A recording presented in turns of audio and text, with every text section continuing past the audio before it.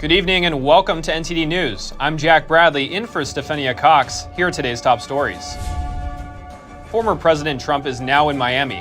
What to expect as he faces another historic arraignment tomorrow, and what his supporters are telling us. How is Capitol Hill reacting to Trump's second indictment? Some say it demonstrates that the most powerful must be held accountable. Others say that the law is not being applied equally. JP Morgan has agreed to pay a record settlement amount to Jeffrey Epstein's accusers. The bank was sued for allegedly working with Epstein while knowing that he trafficked young women. Ukraine is in the middle of its long-awaited counteroffensive against Russian forces. Ukraine reports new gains made in recovering territories captured by Russia. It will take months before the section of Interstate 95 that collapsed in Pennsylvania gets repaired. Officials are warning of major delays and disruptions to traffic in the area.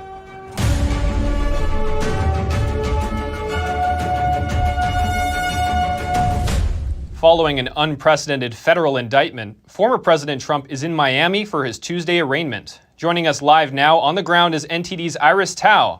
Iris, what's the latest down there and what can we expect to see? Good evening, Jack. So here we are at the federal courthouse in Miami, which is where former President Trump is expected to make his appearance on Tuesday at 3 p.m. for his arraignment.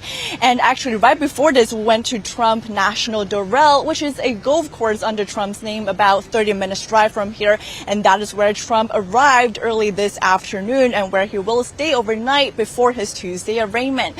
So we did see his motorcade driving in there, along with, of course, supporters of Trump lining up on the sidewalk, waving flags at him. And one of them told us that he did manage to catch sight of Trump actually making a peace sign with his hand in his black SUV. So I did not get to see that, but we did talk to some of the protesters there who waited for literally hours under a baking sun just to see Trump for that one moment. And here's what they told us.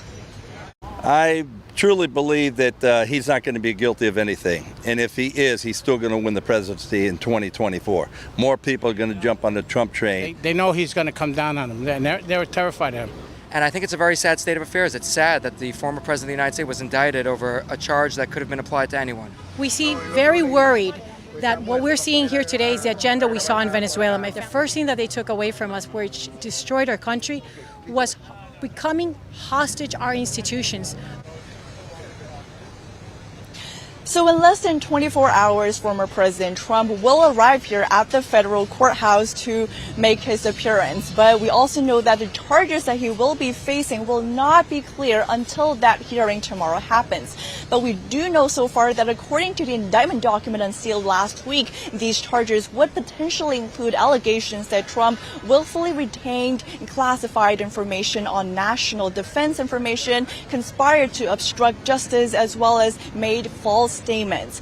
But of course, as we just heard, Trump supporters as well as Trump himself are insisting that Trump did nothing wrong and that this is just another political witch hunt that's trying to stop him from running in 2024. And of course, Trump said that won't happen. He's going to stay in the race.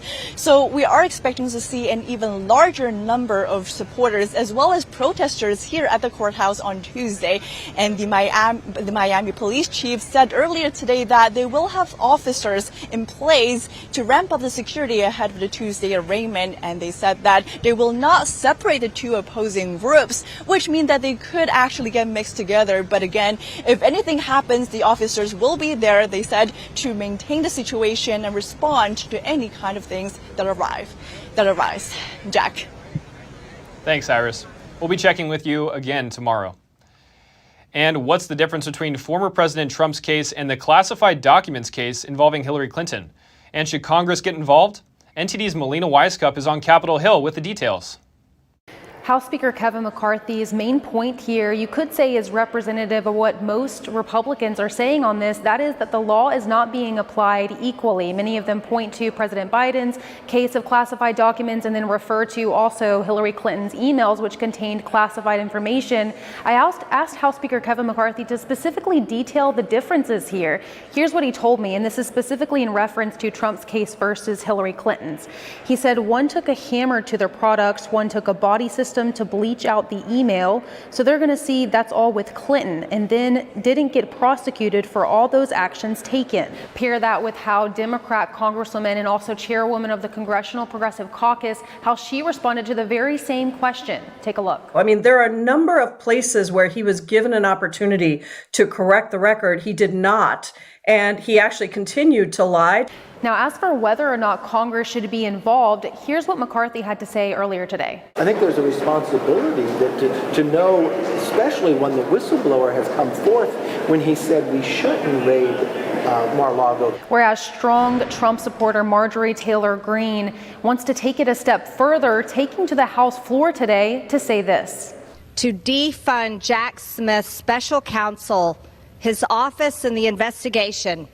But Congress has already acted in one sense. Chairman of the Judiciary Jim Jordan issued a June 16th deadline for the DOJ and the FBI to turn over documents related to the search warrant. He said he declassified this material. He can put it wherever he wants. He can handle it however he wants. That's the law. That's the standard. And Jack Smith can do all this 37 different counts and whatever he wants to do. I think Congress does have a role if the Department of Justice is specifically targeting a candidate. And we need to see what's right's right, wrong's wrong. We got a lot of issues there. Now, as for what we're hearing from House Democrats, they're calling this case serious and specific. Specifically, Congressman Adam Schiff saying it's stunning in its detail and in the degree to which it shows so clearly Donald Trump's malign intent. That's also a point that's echoed by former federal prosecutor and New York Congressman Dan Goldman. As devastating and specific of an indictment that I think I've ever seen. So as expected, many Democrats are taking the stance, trying to make the case for why former President Donald Trump should be held accountable here, contrasting with the way Republicans are viewing this, calling it a two-tiered justice system. I do want to point out one thing, though. Many members who we asked for comment on this were hesitant to give a response, but perhaps that will change tomorrow when Trump actually appears in court in Miami. Reporting from Washington, D.C., Melina Weisskopf, NTD News. JP Morgan, America's biggest bank, has agreed to pay the biggest settlement ever for a civil sex trafficking case. The amount hasn't been finalized yet, but the bank may pay $290 million to Jeffrey Epstein's accusers. NTD's Faye Quarter brings us expert legal analysis. JP Morgan has agreed to pay $290 million to Jeffrey Epstein's accusers. This settlement, if the court approves it, would be the biggest settlement ever for a civil sex trafficking case. The women who brought the lawsuit accused JP Morgan of continuing to work with Epstein even after he was convicted of a sex crime. They say JP Morgan basically facilitated Epstein's alleged sex trafficking and abuse, and that it even helped send money to his victims. JP Morgan and attorneys for the women said in a statement that the $290 million settlement is, quote, in the best interests of all parties, especially the survivors who were the victims of Epstein's terrible abuse. I think they wanted to get on the side of the angels here. And I noticed that their statement after the settlement, to sort of join the victims, the plaintiffs who sued them, in their outrage at what this guy Epstein had done. Kevin O'Brien is a litigator at Ford O'Brien Landy, as well as a former assistant U.S. attorney. He believes JP Morgan is willing to pay this high price to make up for all the bad publicity it got. He also believes this will discourage other firms from doing business with criminals. $290 million sounds huge, but of course, for JP Morgan, it's a drop in the bucket. But for other entities, it may really be huge. Meanwhile, others say the amount is too little. Ask a person like me who has spent countless hours over the 20 plus years listening to girls, boys, men as old as 74 who have been injured by sexual abuse. If you listen to the hours that they have had to suffer, what I would respond is that that settlement is not high enough. Julie Saunders is a sexual abuse litigator at ASK LLP. She says the trauma that victims of sexual abuse experience impacts all the people around them. Victims have trouble functioning properly and may spread their problems to their children, making the trauma generational. Maybe to deal with those injuries, I become involved in some type of ill behavior or some addiction. And I then become a burden on my community. Maybe I will have to avail myself of government services because I can't navigate healthfully or with a healthy mind and body through society. Meanwhile, JP Morgan did not admit to any of the allegations in its settlement. The court has yet to approve it and could potentially ask for more. Faye Quarter, NTD News. Ukraine said today it has seized a fourth village in the Donetsk region from Russian forces as it pushes south in its long-awaited counteroffensive. But recapturing the southern and eastern regions held by Russia will be a daunting task. Lucy Fielder has more. Ukraine says its troops have recaptured a fourth village from Russian forces in the southeast, where it has launched a long-awaited counteroffensive. On Monday, soldiers raised the Ukrainian flag in this village, confirmed by Reuters as Storozheve in a video posted online. This video, from a Ukrainian reconnaissance drone, is said to show the troops moving into Storozheve. But ending Moscow's occupation of southern and eastern Ukraine is a daunting task. Russia has more men, ammunition and air power, and has spent months building defensive fortifications. On Sunday, Kyiv said its forces heading south had liberated 3 other nearby villages in the Donetsk region. Ukraine's most rapid advance for 7 months is short of a major breakthrough, though. Russia is believed to have a strong line of fortifications further south. President Vladimir Putin marked Russia's National Day on Monday with an awards ceremony in the Kremlin, appealing to Russian patriotism and praising, quote, the heroes taking part in the special military operation. Russia's defense ministry repeated its assertions of the past week that it has repelled attempted offensives in the Donetsk and Zaporizhia regions.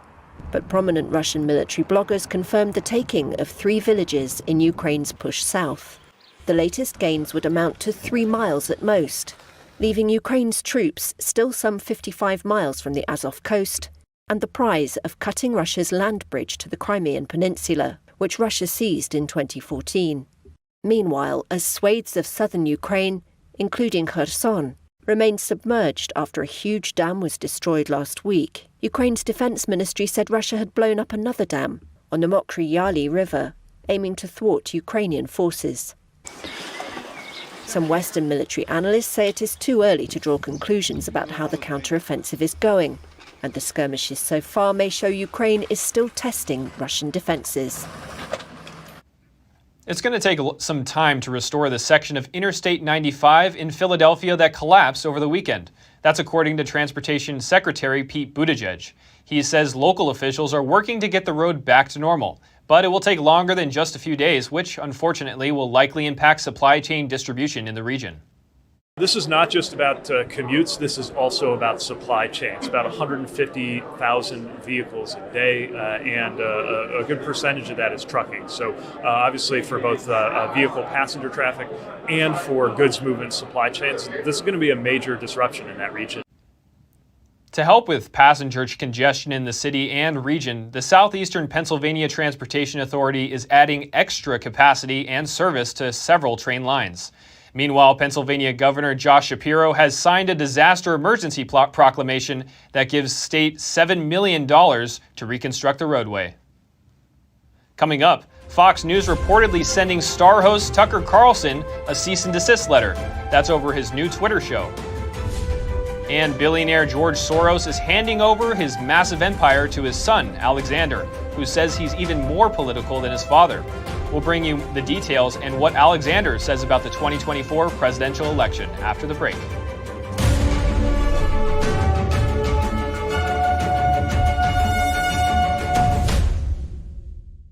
Non-attorney spokesperson. This is a paid advertisement for legal services sponsored by Nightline Legal. Cases assigned on a random basis to participating law firms. If you or a loved one were exposed to paraquats and later diagnosed with Parkinson's disease, call right now. You may be entitled to financial compensation. Paraquats, a highly toxic commercial herbicide, has been linked to a significant increased risk in developing Parkinson's disease. Call now to find out if you qualify. Don't be a victim. Get the help you deserve. There are time deadlines to file a claim, so don't wait. Call right now.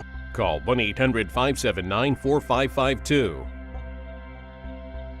Did you know ESG is impacting every part of your life? From rising gas prices to global food shortages to out-of-control inflation, even losing your freedom of speech and being censored on the internet. It's all being driven by ESG ideology. Who's in control? What can you do about it? Find out in The Shadow State, the first documentary exposing ESG. The ESG movement of governments and corporations operates in the shadows. Only the light of truth can expose it. Watch The Shadow State documentary, streaming now. You're still looking good. I'm still feeling good. You know, I've got all your MyPillow products. Mattress topper, bed sheets, MyPillows, towels, slippers, blankets, sleepwear. Whoa, Charles. Everyone now can get MyPillow products at huge discounts at MyPillow.com. That's right. Now's the time to go to MyPillow.com or call the number on your screen. Use your promo code to take advantage of our 3-in-1 sale. We're bringing you exciting new products, overstock specials, and closeout deals you won't find anywhere else. For example, when you buy one of our brand new MyPillow 2.0s, you get another one absolutely free. And with our overstock sale, you save 50% on our luxurious Giza Dream bed sheets. That's as low as $29.99 for the best sheets ever. And with our biggest closeout special, you get our all-season slippers for only $35. Or our sandals and slides for just $25. Quantities are limited, and once they're gone, they're gone. The homeless problem is getting worse, it's not getting better. Crime is getting worse, it's not getting better. Regulations are getting worse, it's not getting better. People are bailing on California in record numbers. More than half of Californians are considering moving. It might be harder to find a U-Haul than to find your next home. The exodus of people moving out of California is not new. No sane person would want to leave California if they could make it here. For the first time ever, people are leaving. In 2020, California lost 650,000 people. Several high-profile companies have moved their headquarters. This place is going to sink. Watch, they already have high taxes. Our problems are man-made. All you have to do is pay attention. It's the money that's doing the talking, the California legislature. It can't go on forever like this. There's a lot of people that you would be surprised by their stories.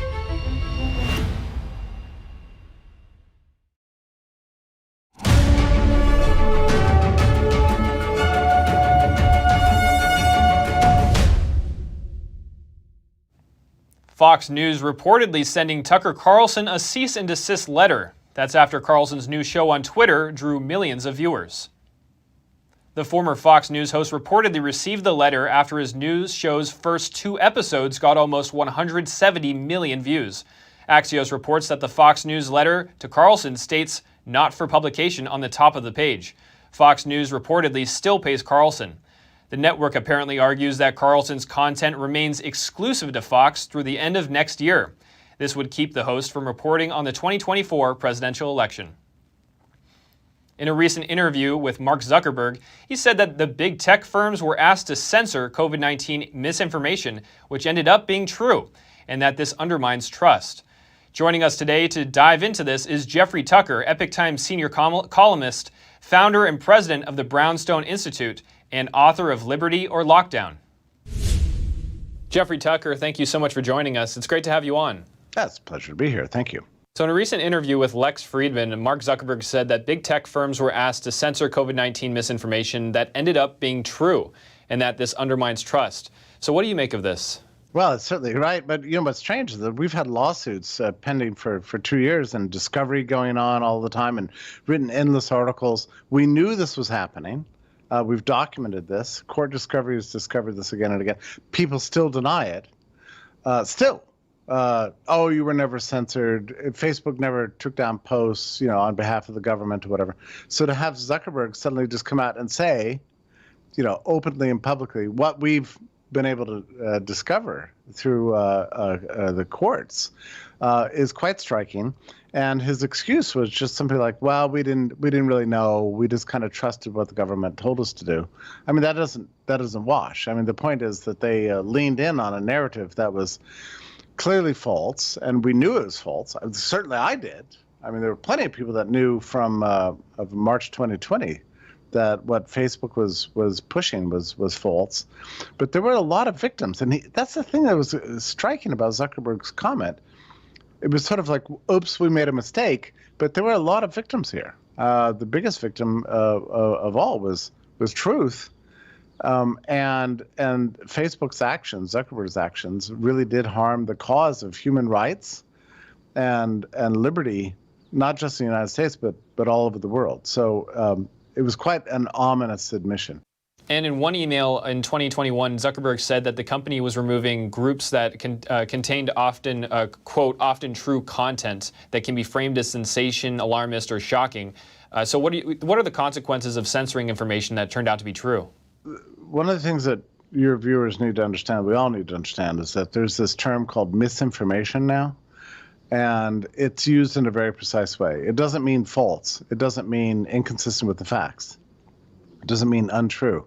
What it means is things that you are not supposed to believe according to the government and its connected interests. That's what misinformation is. So if you say things that contradict the vaccine narrative, or the lockdown narrative, or the masking narrative, or whatever, it could be climate change, it doesn't matter. Whatever the regime is prioritizing that you dispute, you'll be called a spreader of misinformation. So this is what's called a neologism, which is to say a new word, really. We've never really had that in the West before, but it really just simply means information that contradicts what the regime wants you to believe. And what people need to understand is that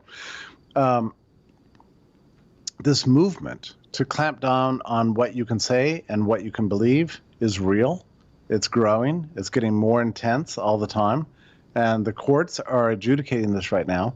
But even in the course of all this litigation, venues like Facebook and LinkedIn and all the mainstream social media platforms are not stopping this. They're, if anything, intensifying it. I mean, YouTube is taking down whole channels today based on what they consider to be misinformation concerning trans politics. Okay, so this is the situation we are at in America. It's very serious.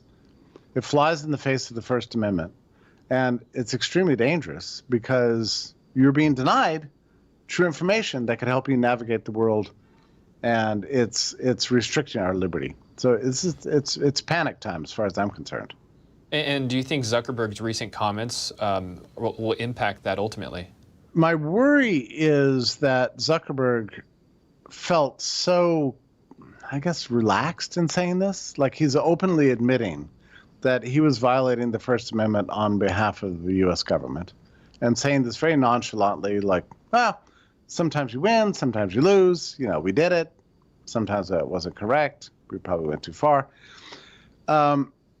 The fact that he felt so safe in saying that, it was like an aggressive violation of constitutional rights, was a little creepy, and let's not, totalitarians admit that they don't get everything right, so that's a normal sort of thing. But the fact that he felt like he could admit it without any consequence is what troubles me. I mean, what I keep thinking about here is like, how do we make change? How do we restore free speech, especially in these mainstream platforms?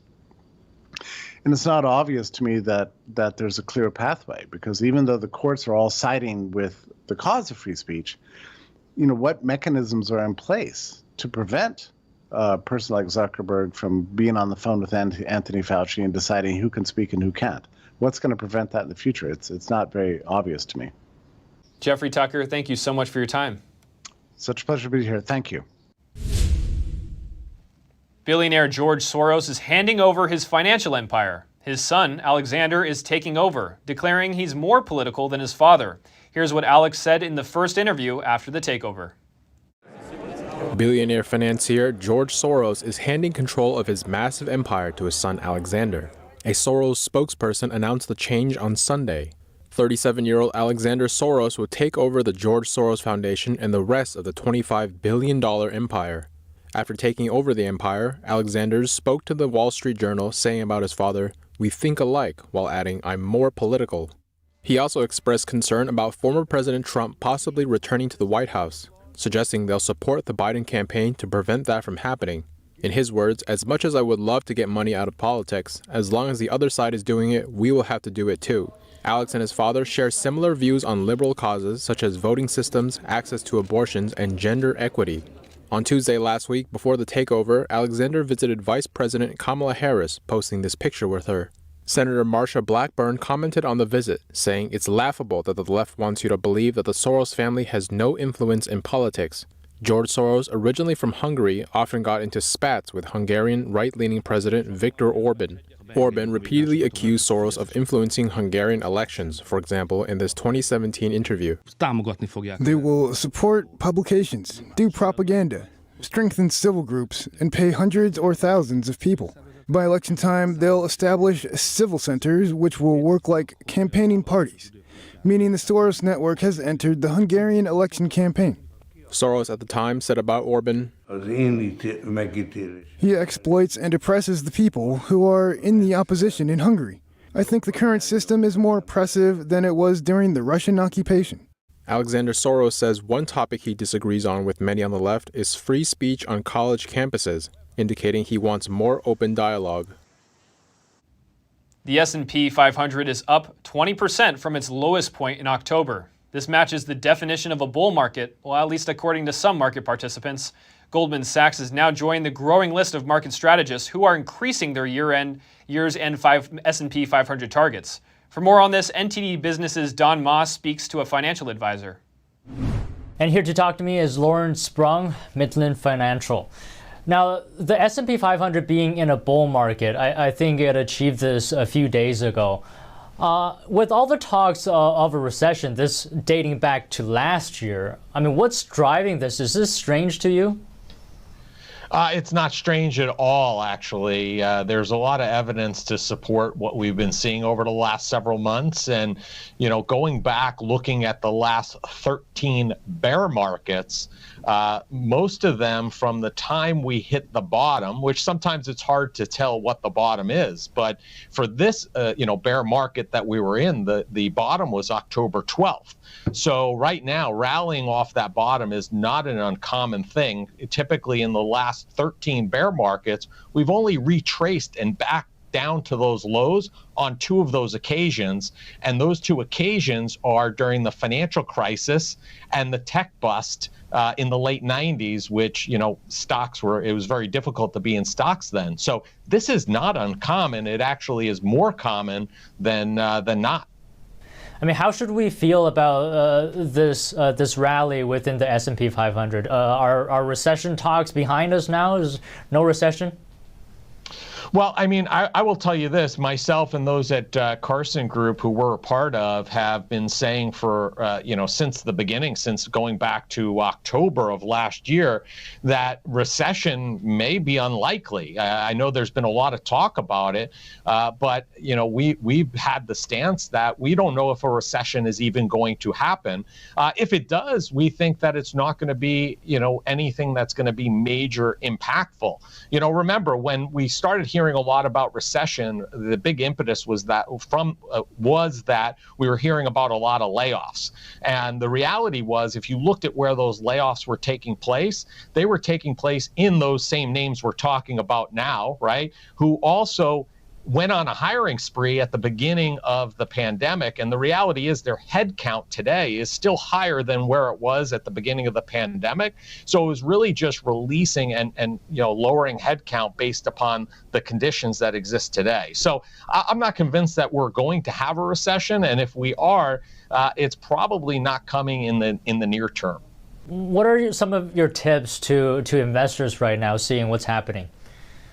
Yeah, I mean, listen, we've been in constant contact with the families that we serve throughout this whole process.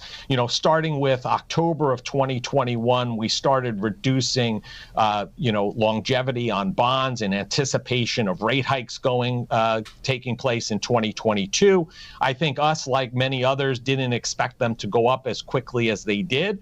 But the reality is, most of the families we serve, they're not traders, so they don't don't need to worry about the day-to-day. The whole idea is let's put together a diversified portfolio, and then as these market events unfold, make minor adjustments that hopefully will lead to major improvements in the long run. So we're not wholeheartedly selling selling a whole position or buying. We're looking at the market as a whole, their portfolio as a whole, and where we are in relation to what their personal goals and objectives are. So every family is different. I can't say that we're doing this for everyone because I don't think it works that way. So, we have to take that under advice and guidance. We take what's going on in the macro world and we apply that to the families that we serve.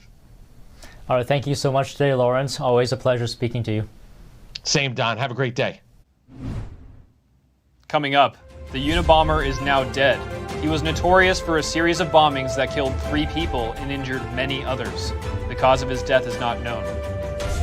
And a Washington judge ruled a women's-only spa must admit men who claim to be women. But the spa is pushing back with a new claim. That and more when we come back.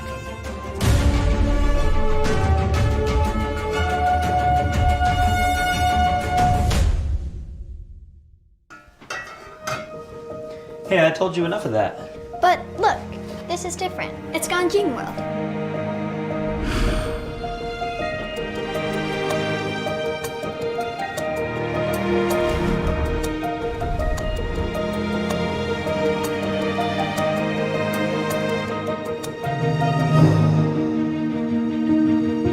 Ganjing World. Family-friendly entertainment.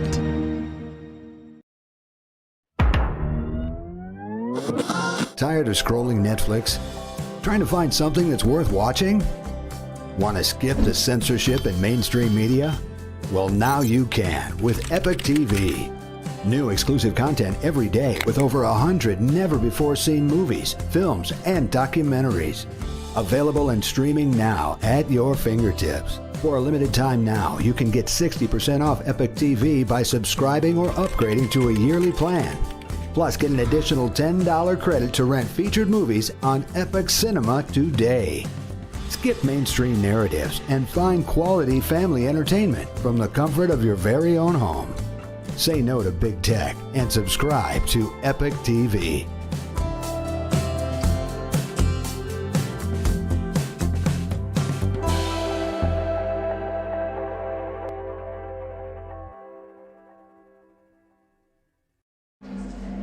Life doesn't always give you time to change the outcome. Prediabetes does.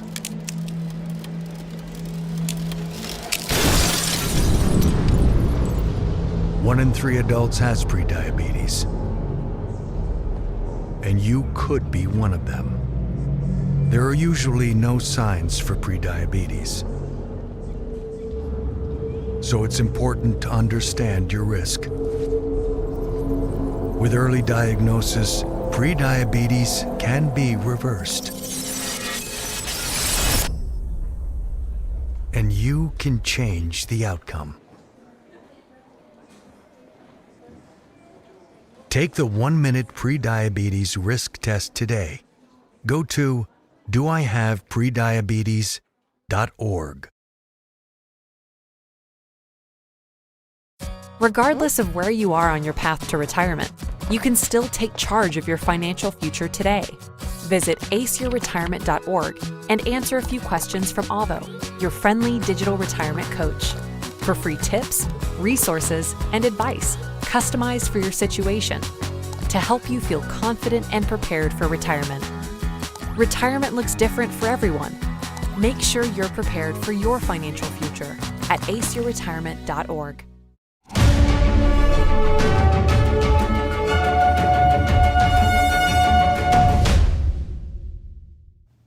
A former university professor who ran a nearly 2-decade bombing campaign has died in prison. He was known as the Unabomber. Theodore Kaczynski, who ran a 17-year bombing campaign in the U.S. that killed 3 people and injured 23 others, died on Saturday. He was 81. Kaczynski was a Harvard-educated mathematician and former UC Berkeley math professor. He admitted to committing 16 bombings from 1978 and 1995 and retreated to a shack in the Montana wilderness, becoming known as the Unabomber. A spokesperson for the Federal Bureau of Prisons said he died at the Federal Prison Medical Center in Butner, North Carolina. He was found unresponsive in his cell early Saturday morning and was pronounced dead soon after. The cause of death was not immediately known. A Washington state judge ruled that a female-only spa must accept men if they identify as women. The Olympus Spa offers many services that require patrons to be undressed, and the employees who work on site are all female. The owners, who are Christian, claim that their constitutional rights and those of their employees and patrons were infringed upon, but a district court judge ruled otherwise, saying that the state law, called Washington's Law Against Discrimination, quote, does not discriminate on its face, and it does not, by its terms, favor a particular religion or the non-exercise of religion. The owners of the spa say they plan to enter a new complaint in the case. Here to break this down is John Schweppe, the policy director of American Principles Project. John Schweppe, thank you so much for joining us. It's great to have you on. Hey, thanks so much for having me. So what are your thoughts on the outcome of this ruling and its impacts? Well, it's obviously extremely disappointing, that in this country, you can't have a Christian business where, you want to be able to protect women from naked biological males running around your spa, and you're not able to do it. That seems pretty insane, but that's the ruling of this case, is basically that, in a nude spa, that's, where the owners are Christians and they want to adhere to something where they actually have business interests, where a lot of women are canceling their memberships because of this phenomenon of a male trying to get in there. You're going to have this. And I think we really need to make sure in future cases, and hopefully the Supreme Court will take this up eventually, this is insanity, right? Women deserve to have their spaces protected. They deserve to be able to, a spa is a place where you're supposed to relax. And it's going to be pretty hard to do that if you have a naked man running around. And so hopefully we'll be able to get different rulings in the future. So what does the significance of this case have on people's constitutional rights to their religious beliefs? Well, I think we've seen that the LGBT movement does not care about religious liberty whatsoever. They're not interested in any sort of compromise. And so these types of cases are going to come up, as we saw with the Colorado baker, and now here with this spa. It doesn't really matter what your religious beliefs. They're going to try to impose this gender identity ideology on you anyway, almost like it's a religion of its own.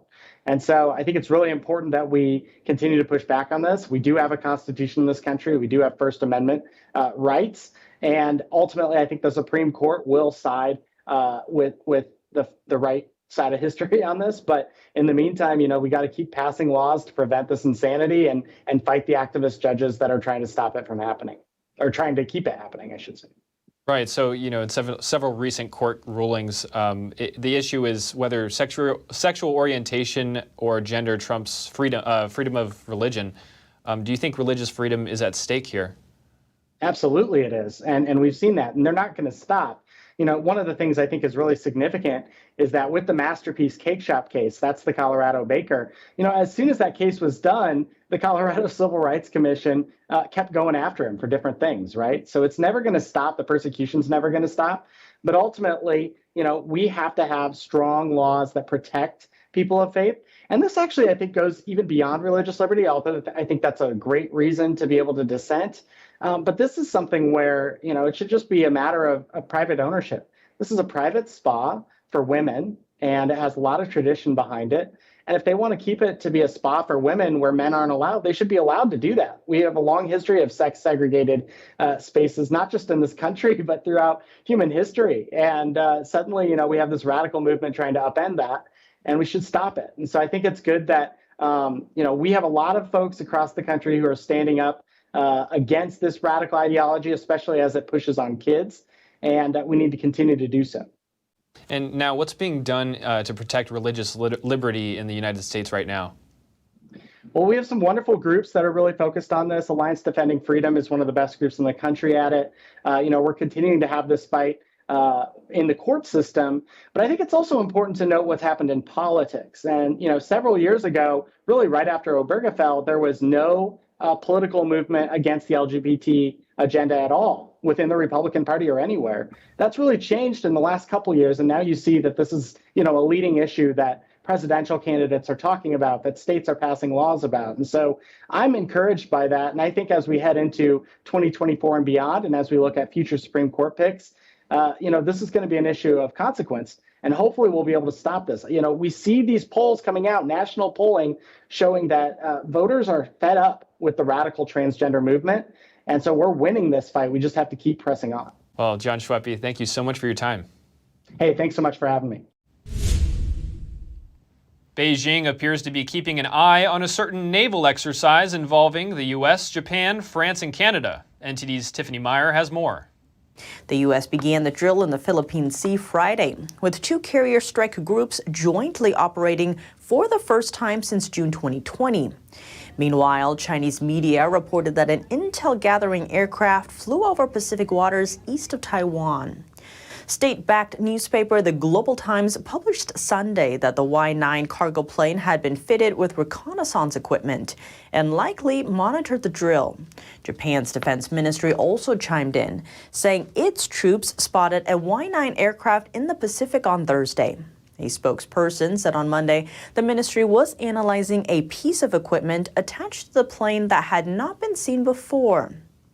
Chinese media reports that 2 U.S. aircraft carriers, the USS Nimitz and USS Ronald Reagan, had been operating in the region since Thursday. Beijing claims the waters surrounding the Ryukyu Islands in the Philippine Sea as its own territory. U.S. military encounters in the Indo-Pacific have risen in recent years, with Beijing growing more assertive in the area. Coming up, the DOJ says scams targeting the elderly are happening more and more. Cities in California's Silicon Valley are trying to equip their senior communities with tools to spot scams. Los Angeles is home to one of the most expensive housing markets nationwide, but there's one house that's very affordable with a catch. And a town in France holds one of the biggest medieval festivals in Europe, offering visitors a taste of life in the Middle Ages. Stay tuned for more in just a moment here on NTD News.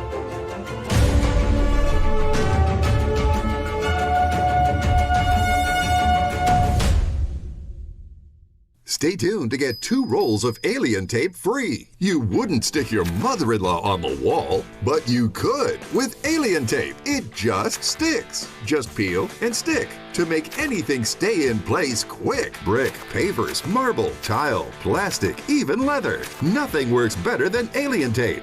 You wouldn't stick your fishbowl on a moving car, but you could with alien tape. The secret is nano-stick technology that grabs and locks on to secure one side of the surface to the other. Alien tape secures in seconds, then twist, pull, and rinse to reuse. Call or go online to get your first roll of alien tape for just $19.99, plus shipping and processing. But to make this deal really stick, we'll give you 2 more rolls absolutely free. You get 3 rolls of alien tape for one low price. Order now.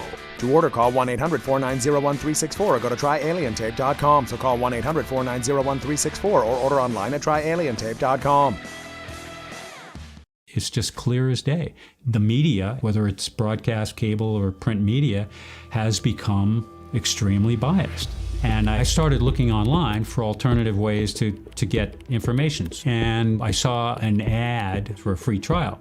And I looked at it and I said, Epoch Times. I mean, come on, this is end of days type of stuff. I mean, what are they going to be talking about here? And I said, well, it's a free trial. Let me dig in. Is it giving me both sides? Is it giving me an objective point of view here? I have looked for opportunities to see where they might be biased, and I don't find it. It has given me a level of trust in media that I didn't think I'd ever get back. I love the Epoch Times because it has renewed my faith in the idea that a reliable, responsible, non-biased source of information is available. And I can say that I love it because of that. I don't think that many kids in my son's school even do it. He makes fun of his friend who vapes. He would never try it. She's into soccer. She's on the honor roll. She's just not the type. No way. No way. No way. No way. My kid would never vape. Get your head out of the cloud. Today, nearly 8,000 kids will start vaping, maybe even yours. Learn about the dangers at talkaboutvaping.org.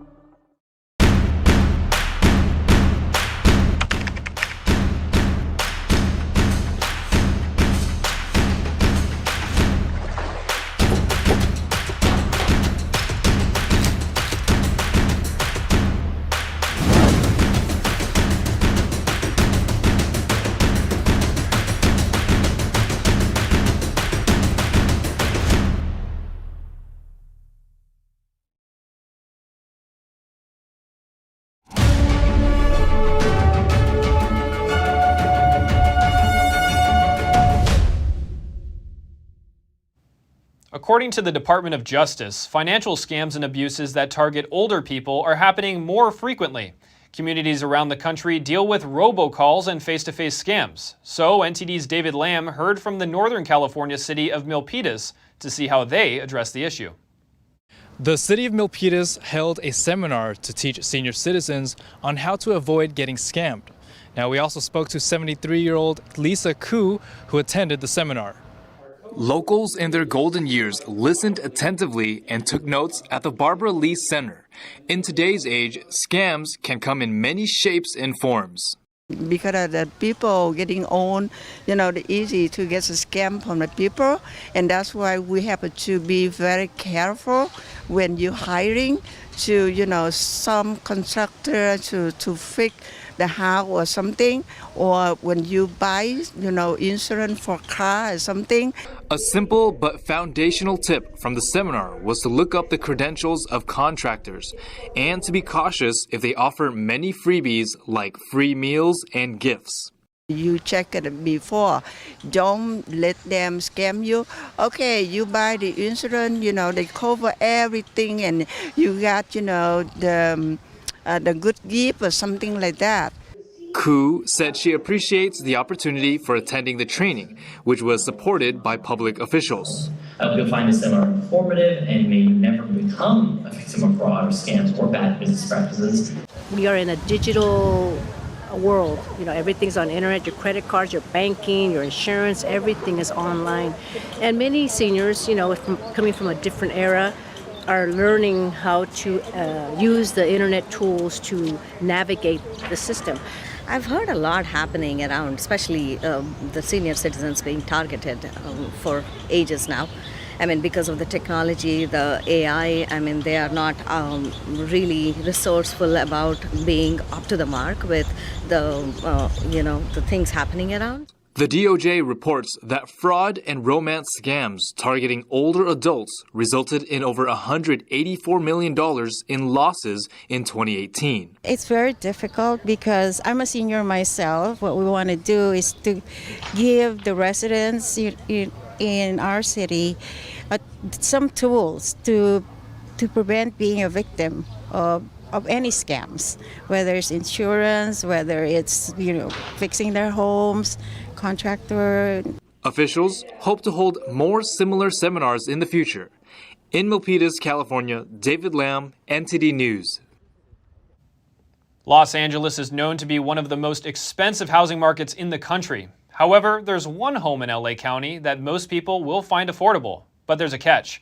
The house is about the size of a two-car garage. NTD's Christina Corona tells us more. Los Angeles locals are buzzing about a one-of-a-kind property which has just hit the market. This gem of a home is hidden away and tucked under a bridge in the city of Alhambra, just a short distance from downtown LA. Douglas Lee, a local realtor with Compass Real Estate, tells us just how unique this tiny abode is. It's 462 square feet on an 1,800 square foot lot.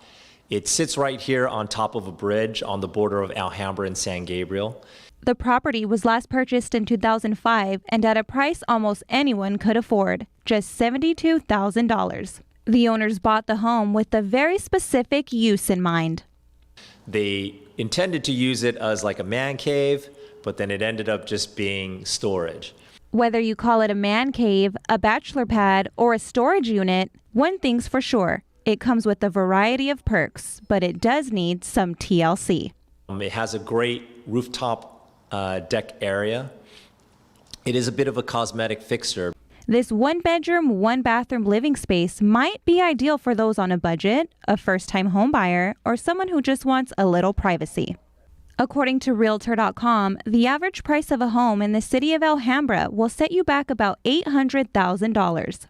Norma Vega, a local resident, says she's looking for an alternative to high-priced housing, and she was shocked to learn there was a home like this for sale right here in her own backyard.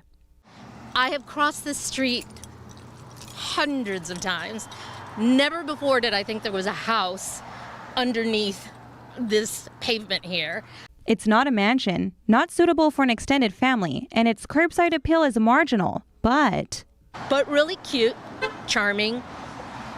I think only one or possibly a couple could fit, but it's quirky. Homes come in all shapes and sizes. Home is where the heart is. And for the person who buys this home, the mortgage won't break the bank. Christina Corona, NTD News, Alhambra. The Middle Ages haven't gone out of style, at least not for the 100,000 people who visited a medieval city near Paris this past weekend. They had the opportunity to explore medieval dance, crafts, and clothing. NTD's France correspondent David Vivez takes us there. In everyday life, Martin Grave is an IT project manager. But every once in a while, another side of him shows up, a medieval knight of the Crusades. The 13th century was France's golden age because we had great kings like Philip Augustus and St. Louis. We're right in the middle of the Crusades period, too. I've been fascinated by history ever since I was a kid. Since 1984, the fortified medieval town of Provins has held one of the biggest medieval festivals in Europe. And like Grave, around 105,000 visitors came to Provins over the weekend to get a taste of Europe in the Middle Ages. The festival features full-scale historical reenactments of the Champagne fairs and camps, and features medieval craftspeople, builders, and dancers. And the music can be 1,000 years old, but it's still very effective at getting people to dance. What we love is, of course, performing the songs together with friendly musicians. And the interaction with the audience is always great. We try to put a smile on people's faces and bring them happiness. There are many craftspeople displaying products from the old days, art objects, fabrics, spices, jewelry, costumes, and musical instruments. Some are passionate and practice their skills in associations. Others make a living from their crafts. Blacksmithing is a passion. There's no way to explain it. It comes from the inside. It's like alchemy, using the elements. Water, earth, and fire. You start working on the metal, you transform it into something else. It's like someone who's writing, who starts with a blank page. This arrow here will be used to tear the sails of the boats, to slow them down and immobilize them. Here you have the knuckle cutter. This is an arrowhead used to stop cavalry. Here's the incendiary arrowhead. It's used to set fire to anything that can burn. And another possible use was as a poison, to poison a well. Provins and its fortifications were built during the 9th century, and the city was designated a UNESCO World Heritage Site in 2001. David Vives, NTD News, Paris. If you have any news, tips, or feedback for the show, you can email us at eveningnews@ntd.com. And that's all for today's news. Thanks for tuning in. I'm Jack Bradley. Good night.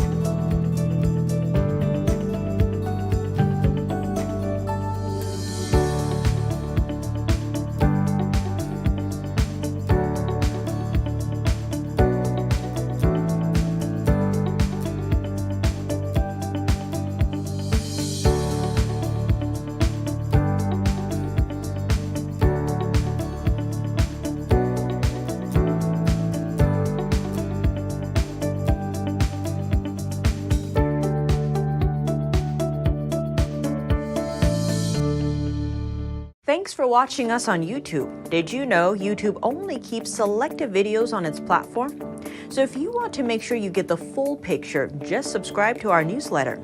Go to newsletter.ntd.com and sign up. It's free.